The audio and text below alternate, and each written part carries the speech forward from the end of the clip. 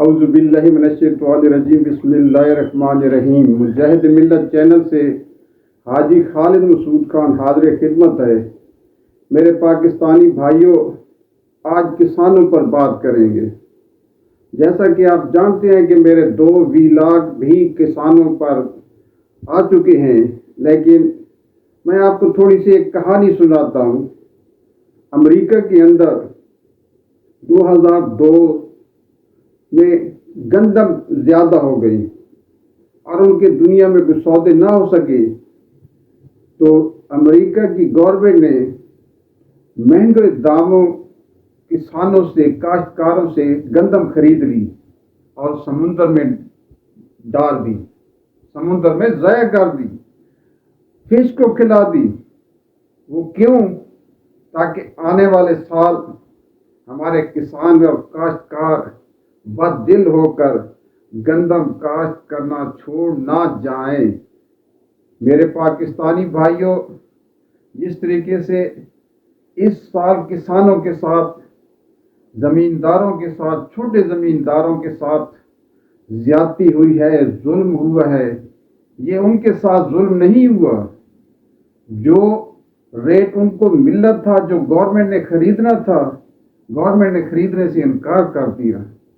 اور جو کاکڑ جو کہتا تھا نا، اگر آپ کو پاکستان کے ادارے پسند نہیں ہیں تو آپ پاکستان چھوڑ کر چلے جاؤ، وہی کاکڑ تھا نا جو شہباز شریف کے ساتھ مل کر ایک مخصوص جماعت کو رگڑا لگانے کے لیے اعلی کار بنا ہوا تھا۔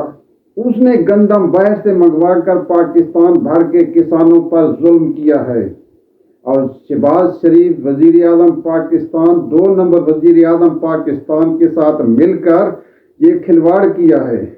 آپ کہتے ہیں کہ انکوائری تو کمشنر سرگودر کمشنر راول پنڈی کی بھی ہو چکی ہے نا، خود انکوائری کرتے ہیں اور خود پاس کرتے ہیں اور خود فیل کرتے ہیں۔ سارا اختیار تمہارے پاس ہے، ایگزیکٹو کا بھی تمہارے پاس اختیار ہے، عدلیہ کا بھی تمہارے پاس اختیار ہے، سارے اختیارات آپ کے پاس ہیں۔ اور آپ نے جو ظلم کیا ہے کسانوں پر، یہ کسانوں پر ظلم نہیں ہے، تو کسان گندم کاشت کرنا چھوڑ دیں گے، اتنی کاشت کریں گے جتنی ان کی ضرورت ہوگی۔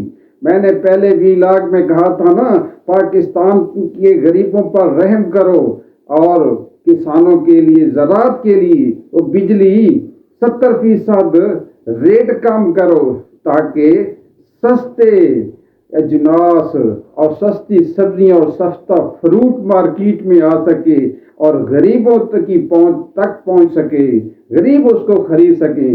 آپ نے کھاد کی مد میں، میڈیسن کی مد میں، بجلی اور پیٹرول کی، تیل ڈیزل کی مد میں آپ نے تو کسانوں کا جینا حرام کر دیا ہے۔ اب جب خریدنے کا وقت آیا تو خریدنے سے انکار کر دیے۔ اب کیا حال ہوگا؟ جو جاگیردار ہوں گے، جو سرمایہ دار ہوں گے، وہ خرید لیں گے نا سستے ہونے پونے داموں، غریبوں کی گندم، کسانوں کی گندم وہ خرید لیں گے۔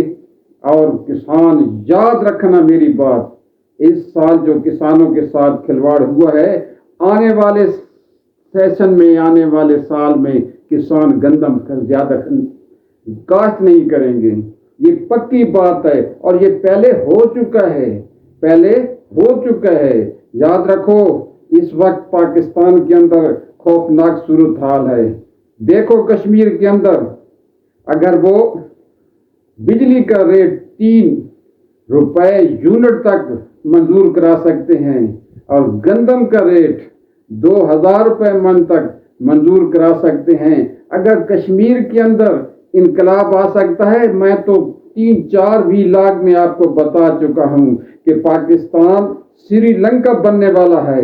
لوگوں کی قوت خرید کم ہو چکی ہے، اور اس کی زبردست مثال میں آپ کو دوں کہ سیمنٹ کا ریٹ ڈاؤن، بٹھے کے ریٹ ڈاؤن، تمام پرچیز سٹاپ ہو گئی کہ لوگوں کے پاس قوت خرید ختم ہو چکی ہے۔ اب صرف اور صرف ایک ہی قوت خرید بچی ہے کہ پورا پاکستان اسلام آباد کی طرف مارچ کرنا شروع کر دے تو کیا کرو گے؟ آپ کہتے ہیں کہ ملازمین کی پینشن بند کر دو، آپ کہتے ہیں کہ یہ ملازمین، یہ پینشنر پاکستان پر بوجھ ہیں، تو کیا آپ سمجھتے نہیں کہ پوری پاکستان فوج کے 8-10 لاکھ لوگ وہ بھی گورنمنٹ ملازم ہی ہیں، وہ بھی پینشن لینے والے ہیں، اور ساری عدلیہ وہ بھی پینشن لینے والی ہے۔ اور ان کی میں آپ کو ایک اور مثال دیتا ہوں، اگر آپ لوگ پینشن بند کرنا چاہتے ہیں تو جتنے 19 20 21 22 گریڈ کی بیوروکریسی ہے ان کے بچے باہر پڑھتے ہیں، جتنی ملٹری بیوروکریسی ہے ان کے 90% بچے باہر پڑھتے ہیں۔ جب ان کے بابے ریٹائر ہوتے ہیں تو وہ اسی دن یہاں سے جہاز میں بیٹھ کر وہ اپنے بیٹوں کے پاس چلے جاتے ہیں، کیونکہ بیٹے ان کے وہاں کی شریعت حاصل کر چکے ہوتے ہیں، وہاں وہ بڑے بڑے محلات خرید ہو چکے ہوتے ہیں، بڑے بڑے بزنس سیٹل کر چکے ہوتے ہیں، یہاں سے وہ چلے جاتے ہیں۔ عام سی بات ہے، آپ سروے کریں کتنے لوگ بیرون ممالک شفٹ ہو چکے ہیں، ان کے شہری بن چکے ہیں، اور پینشن آپ بھیج رہے ہیں، کیوں نہیں روکتے؟ غریبوں کی پینشن آپ بند کرنا چاہتے ہیں، بیوہ مسکین اور یتیم بچوں کی پینشن کے جو حقوق ہے وہ آپ روکنا چاہتے ہیں۔ تمہاری یہ جرت بھی نہیں ہو سکتی کہ آپ بیوہ یتیم کے بچوں کی پینشن کو روک لو، یا اس کو کٹ لگا دو، یا مہنگائی کے تناسب سے ان کے میں اضافہ نہ کرو۔ کمال کرتے ہیں، وہ پاکستانی ہیں